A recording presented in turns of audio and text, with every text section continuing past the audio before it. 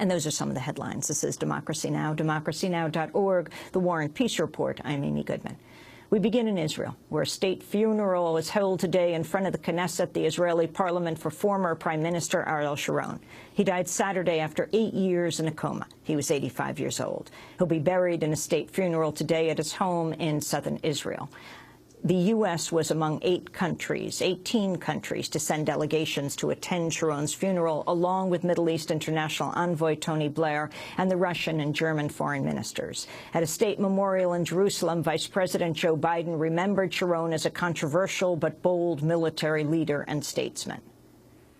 When he told 10,000 Israelis to leave their homes in Gaza in order, from his perspective, to strengthen Israel, I can't think of much more controversial.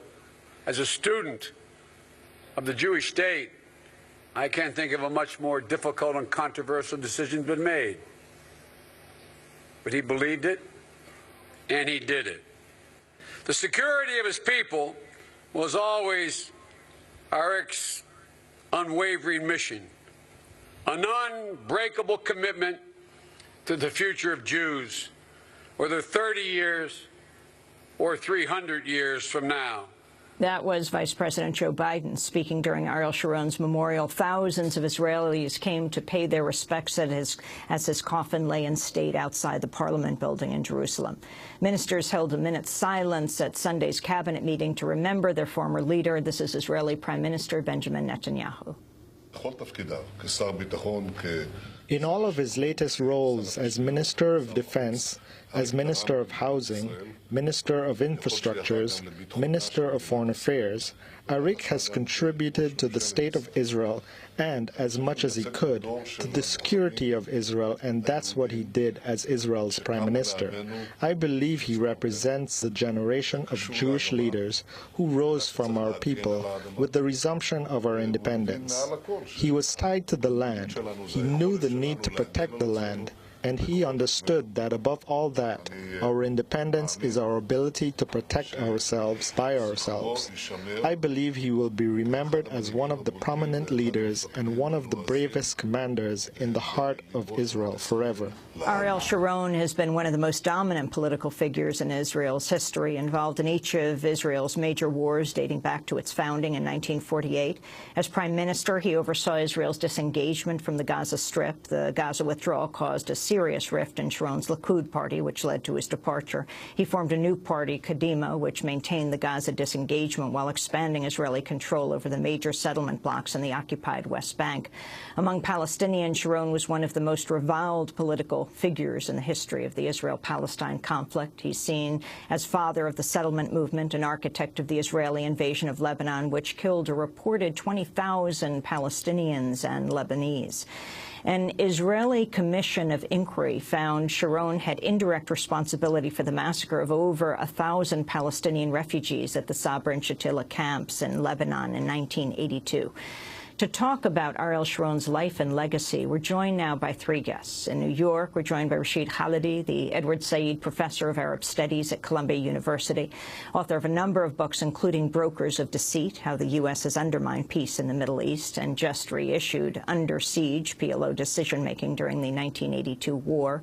Joining us from his home in Massachusetts by phone, Noam Chomsky, world-renowned political dissident, linguist, and author, Institute Professor Emeritus at Massachusetts Institute of Technology, where he's taught for more than 50 years. His 1983 book, The Fateful Triangle, is known as one of the definitive works on the Israel-Palestine conflict and the 1982 invasion of Lebanon.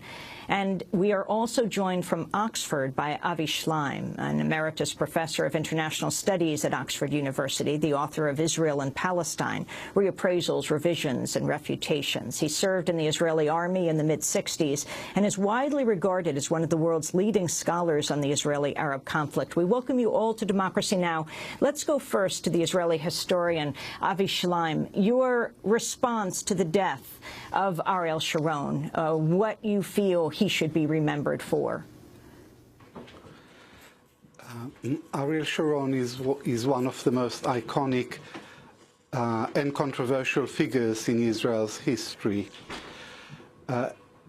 he was a deeply flawed character, renowned for his brutality, mendacity, and corruption. Despite these character flaws, he is a major figure in shaping Israel's modern history. He was one of the 5 most influential figures who left a deep mark on modern Israel. The first was David Ben-Gurion, the founder of the state, who in 1949 concluded the armistice agreements with the neighboring Arab states, the only internationally recognized borders that Israel has ever had. Second was Levi Eshkol, who in the aftermath of the June 1967 war presided over the transformation of Israel from a plucky little democracy into a brutal colonial power. The third was the Likud leader, Menachem Begin, who signed the first peace treaty with an Arab country. He signed the peace treaty with Egypt in 1979.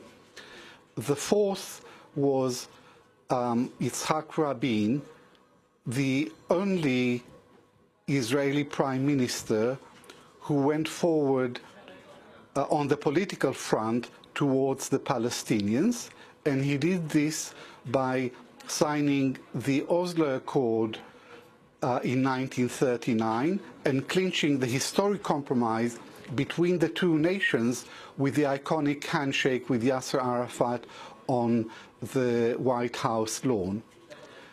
And finally, there is Ariel Sharon, who always rejected the Oslo peace process, who as prime minister tried to sweep away the remnants of Oslo and forge a new strategy of unilateralism, of giving up on the Palestinians and redrawing unilaterally the borders of Greater Israel. So his legacy can be summed up in one word: unilateralism, acting in defiance of UN resolutions, international law, and international public opinion.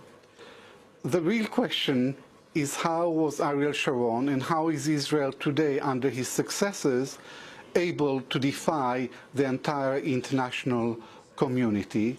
And the answer to that is that Israel could not have done it on its own, but it has a little friend, and the friend is the United States of America, but that is a different story.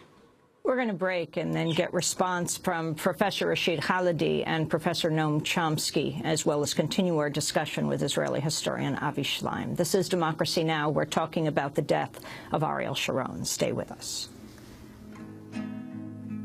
I'm Amy Goodman. Thanks so much for watching this report from Democracy Now!, your daily, independent, global, grassroots news hour. We don't accept advertising or corporate funding, but rather rely on donations from viewers like you. Please make your contribution by visiting democracynow.org today. We need your support today to keep bringing you this hard-hitting, in-depth reporting.